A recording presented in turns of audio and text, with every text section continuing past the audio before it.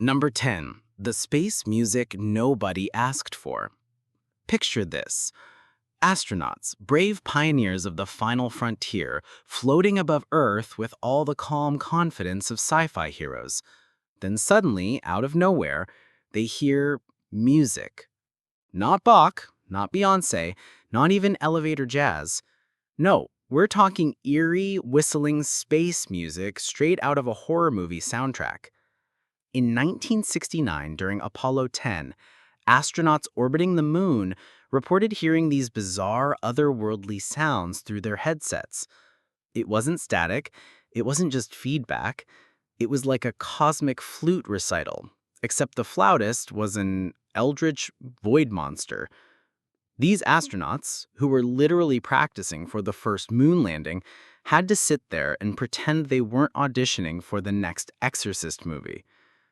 Now, NASA eventually explained it as radio interference between two spacecraft systems, which sounds reasonable, right? Except, why did it sound like an intergalactic kazoo ensemble? That's like saying, don't worry, the haunted violin in your basement is just the pipes. Sure, NASA, totally fine. Pipes. Here's where it gets creepy. The audio recordings were kept under wraps for decades. Only in 2008 did they finally release them.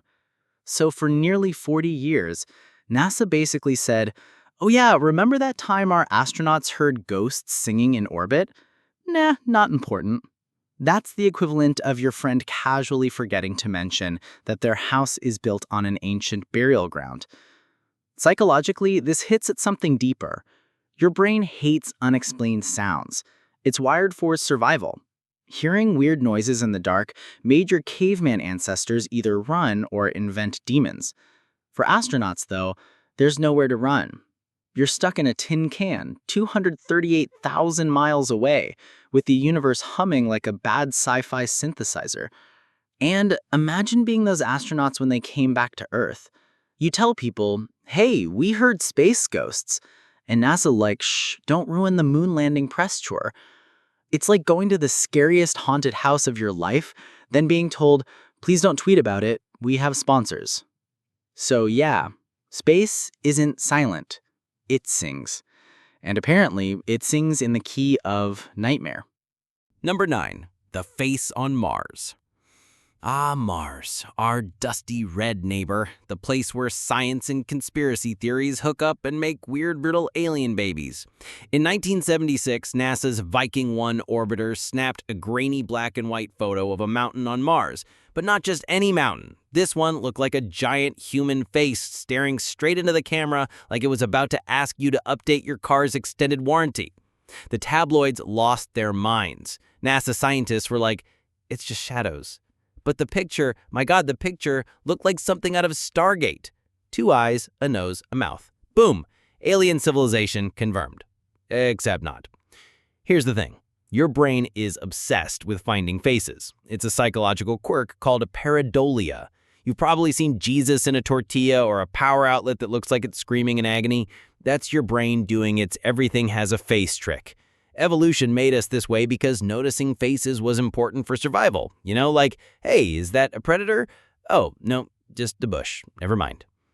NASA tried to calm people down by pointing out that higher resolution images showed it was just a rocky hill. No eyes, no nose, no Mars version of the Sphinx. But the damage was done. People were like, you're hiding aliens. And NASA's like, we literally gave you the HD photo. It's a hill. Of course, the creep factor doesn't go away. Because even if it is just rocks, think about it. Mars is littered with landscapes that look like giant faces, pyramids, and cities if you squint hard enough. Our brains turn the planet into one giant cosmic Rorschach test. And if history has taught us anything, it's that humans are terrible at Rorschach tests. Also, fun fact, this isn't just a public thing. Some NASA scientists admitted the face creeped them out too. Imagine working a 12-hour shift, analyzing Martian rocks, and suddenly thinking, wait, is that a nose? So yeah, whether it's aliens or just your overactive face detection system, Mars is basically the universe's most terrifying funhouse. Number 8. The shadow people of space. You know what's worse than being stuck in space? being stuck in space and seeing things that aren't supposed to exist. Astronauts have reported seeing shadowy figures, flickers of movement, and what they can only describe as ghostly presences floating outside their ships. Yes, astronauts, trained, rational, science-first professionals, claiming they saw space ghosts. For example, multiple astronauts have described feeling like they were being watched in space. Some reported humanoid shapes out of the corner of their eyes. Others said they saw flashes of light darting around the cabin even when their eyes were closed. NASA, of course, explains this as cosmic rays hitting your optic nerve, which is scientifically accurate but also sounds like the worst excuse ever. Like, imagine you tell your boss, "Hey, I saw a glowing man hovering outside the office window," and your boss goes, "Don't worry, it's just cosmic rays stabbing your brain." Cool, thanks, now I feel so much better.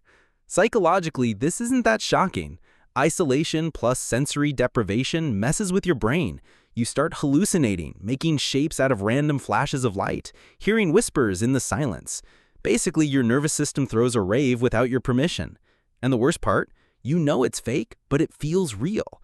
Here's the kicker. Some astronauts reported these shadowy figures even when they weren't isolated. Entire crews would experience it. So either cosmic rays are pranksters with perfect comedic timing, or space really is haunted. And NASA doesn't exactly love bringing this up at press conferences. Any questions about the moon landing? Yes. Did you bring back any ghosts? Not great PR. So they downplay it, but astronauts still talk about it in interviews like, yeah, weird stuff happens up there. Moving on. Bottom line, whether it's hallucinations, radiation, or actual interdimensional stalkers, space shadow people are real enough to freak out people who literally drive spaceships for a living. Which means if you ever make it to orbit, congratulations, you just bought front row tickets to the creepiest light show in existence. Number 7. The Cannibal Sun. Your parents probably taught you the sun is this big friendly ball of fire that gives us light, warmth, and cancer. But NASA doesn't like to talk about the part where the sun eats planets. Yeah, that's right. Our star is basically a cosmic cannibal. Here's the deal. When stars get old, they expand into red giants. Our sun, in about 5 billion years, will puff up like a demonic balloon animal and literally swallow Mercury and Venus whole. And Earth? Best case scenario, we become a crispy charcoal briquette. Worst case, we get fully slurped up into the sun's fiery digestive system. And NASA? Oh, they'll mention it in the footnotes. Like, oh, by the way, in a few billion years, everything you've ever loved will be incinerated by our star. Sweet dreams? No press release, no warning label, just casual star cannibalism. The creep factor? Astronomers have already found evidence of other stars that have devoured their planets. Some even have chemical traces of rocky world in their atmospheres. That's right, stars burp, and those burps are full of dead planets. Imagine a campfire belching out the ashes of your childhood home. Psychologically, this is nightmare fuel. You're told your whole life to trust the sun. It rises every day, powers solar panels, grows sunflowers. It's the universal dad energy of our solar system. And then you find out dad plans to eat you alive someday. Thanks, NASA. Way to shatter our cosmic family therapy session. And here's the kicker. The sun doesn't even care. It's not evil. It's just physics, which is somehow worse. At least villains have motives. The sun is just out here saying, "Oh, screw too big, time to engulf everything." Basically, Earth is living in a rental apartment with a landlord who's planning to demolish the building in 5 billion years. So yeah, don't get too attached. The sun is literally a ticking time bomb buffet. Number 6. The Scream of Saturn. Okay, imagine this. You're floating near Saturn, admiring those insta-perfect rings, when suddenly you hear a sound that can only be described as screaming. No, not human screaming. Worse. Saturn's auroras emit radio waves that, when converted to sound, are straight-up horror movie material. In 2012, NASA released recordings from the Cassini spacecraft. And wow! Turns out Saturn sounds like an orchestra of demons having a panic attack in a wind tunnel. It's shrieking, it's howling, it's the soundtrack of your nightmares. NASA, of course, spins it like, oh, isn't science beautiful? The sounds of Saturn are amazing. Meanwhile, everyone listening is like, excuse me, that is the audio equivalent of sleep paralysis. If you pipe Saturn's noises into a haunted house, you'd get sued for psychological damage. So what's actually happening? Saturn's magnetic field interacts with charged particles from the sun, creating radio emissions. Totally normal astrophysics. But when you hear it, your brain doesn't think magnetosphere. It thinks possessed banshee trying to crawl through my Wi-Fi router. The human brain is wired to fear screams. It's evolutionary survival code.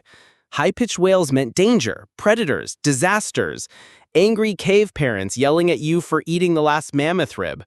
Now imagine those instincts firing in the middle of space with no exit door, while Saturn does its best impression of hell's mixtape.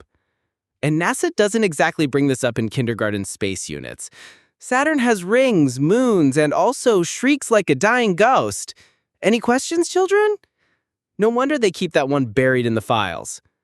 Bottom line is, Saturn is beautiful, majestic, and also the creepiest karaoke bar in the galaxy. Number 5. The floating corpses problem. Let's talk about the one thing NASA really doesn't like to bring up. What happens if you die in space? Spoiler alert, it's not glamorous. It's not even slightly heroic. It's horrifying. First off, if your body isn't retrieved, it's just out there, a frozen astronaut sickle tumbling through the void forever. Space doesn't do decomposition like Earth does. There are no bacteria, no scavengers. You don't rot. You just kind of mummify, perfectly preserved, staring into eternity like a cautionary mannequin. Now imagine future astronauts cruising by and seeing you drift past the window, a cosmic reminder that space is basically one big garbage dump for the dead. NASA does not put that in their brochures. Join us, explore the stars. Also, maybe end up as a forever floating corpse orbiting the sun. And it gets worse. If your body is recovered, it's not like they have a funeral hall up there. Space stations don't have morgues. NASA has actually studied body disposal in space, which includes fun options like push you out the airlock, store you in the freezer next to the ice cream, or fold you into a body bag designed for microgravity. None of these sound dignified. All of them sound like DLC for the worst survival horror game. Psychologically, this is brutal. Humans are ritual-driven. We need closure, we need burial, we need goodbye. But space doesn't care. Your death is just another object in orbit. A legacy of floating junk. Your family gets, what, a final text message and maybe a star named after you? Not exactly comforting. And NASA, they downplay it because floating corpses doesn't look great on a mission recruiting poster. But let's be honest, space travel is basically riding a fragile tin can into a death trap, and the odds of adding to the universe's ghost collection are always there. So yeah, the next time you watch a space movie where someone dies peacefully among the stars, just remember the reality. Space turns you into forever decor. Number 4. The space madness factor. You ever been stuck in an elevator for like 3 minutes and suddenly you're ready to eat drywall just to feel something? Now stretch that out for months, maybe years, in a claustrophobic metal tube where the bathroom is basically a vacuum hose. Congratulations, you've unlocked space madness. NASA doesn't like talking about this, but they know. Long-term space missions mess with your brain. Astronauts get insomnia, hallucinations, mood swings, depression, you name it. Imagine being one of the top 0.001% of humans trained not to panic and still ending up crying in a corner because the ISS fridge hum won't shut up. Here's why it happens. Your brain evolved to deal with Earth stuff. Sunrises, sunsets, gravity, Taco Bell runs at 2 a.m. In space, no gravity. The sun rises and sets every 90 minutes. You're surrounded by recycled farts and the same 3 people who chew too loudly. Your circadian rhythm? Obliterated. Your social brain? Overloaded. Your sanity? Hanging by a thread. NASA keeps a lid on just how bad it can get, but there have been reports of astronauts hearing voices, seeing things, and getting into petty arguments that escalate into full-on shouting matches. and that's in low Earth orbit. Imagine Mars missions where you're stuck with the same 5 coworkers for years. Forget The Office, this is The Office directed by Stanley Kubrick. Psychologically, this taps into one of humanity's deepest fears, losing your mind and knowing it. Your body's still alive, but your brain is glitching. In space, there's no take a vacation option. You can't clock out and grab a beer. You're just trapped in the world's worst Airbnb, slowly unraveling. And NASA? They don't advertise space madness because it sounds bad on a recruitment ad. Join us, explore Mars, maybe punch your crewmate over a Cheez-It. Not exactly inspiring, but it's real, and it's why space psychology is just as important as rocket fuel. Basically, space turns your brain into Windows Vista. It still runs, but it keeps crashing at the worst possible time. Number 3. The alien wow factor. Let's be honest, NASA has some explaining to do. Back in 1977, a giant radio telescope in Ohio picked up a signal from deep space. It was loud, it was clear, it lasted 72 seconds, and it was unlike anything we'd ever seen before. The astronomer who discovered it literally circled the printout and wrote one word, wow. Thus, the wow signal was born. Now, NASA doesn't deny it, but they don't exactly like bringing it up either. Why? Because it's basically the cosmic equivalent of getting a mystery text that says, "I'm outside your house." We don't know who sent it, we don't know why, and it hasn't happened again. Some scientists think it was just a weird natural phenomenon, like a comet burping radio waves. Others are like, nope, that was ET pocket dialing us. Either way, NASA's official vibe is, nothing to see here, folks, just space being space. But imagine being in their shoes. You're running an agency that insists, we haven't found aliens, and then bam, you get a perfect alien-sounding transmission. Do you announce it? Do you panic people? Or do you file it under weird stuff and move on? Spoiler, they filed it. The psychological part is fascinating. Humans are desperate for connection. We want to believe we're not alone. So when a blip like the wow signal shows up, our brains explode with possibilities. Was it intelligent life? Was it a cosmic prank? Was it the space version of a butt dial? NASA knows that admitting, yeah, maybe aliens called us once, would break the internet. So they keep it vague, tuck it under unexplained anomalies, and hope people get distracted by Mars rover selfies. But come on, one unexplained cosmic phone call is already terrifying enough, because whether it was aliens or not, the message is clear. Someone or something knows how to shout across the galaxy. Number 2, The Dark Side of the Moon. No, not the Pink Floyd album, though that's also a trip. We're talking about the literal far side of the moon, the one we never see from Earth. NASA has orbited it, mapped it, and taken high-resolution pictures. But do they like talking about it? Not so much. Here's why. The far side of the moon is weird. Its surface is completely different. Way more craters, hardly any smooth seas like the near side. Scientists still don't totally know why. Some think a second mini-moon once collided with it. Others whisper about stranger theories. Oh, and remember those Apollo astronauts hearing space music? Yeah, that happened while orbiting the far side, cut off from Earth's radio signals. Imagine being behind the moon, alone, out of contact, and the soundtrack to your isolation is an alien flute solo. Then there's the conspiracy buffet. People claim NASA hides photos of structures, bases, even alien craft on the far side. Now, are these probably just pixel smudges and rocks? Sure. But psychologically, the far side of the moon triggers something primal. Fear of the unknown. We hate not seeing things. We make up monsters in the dark.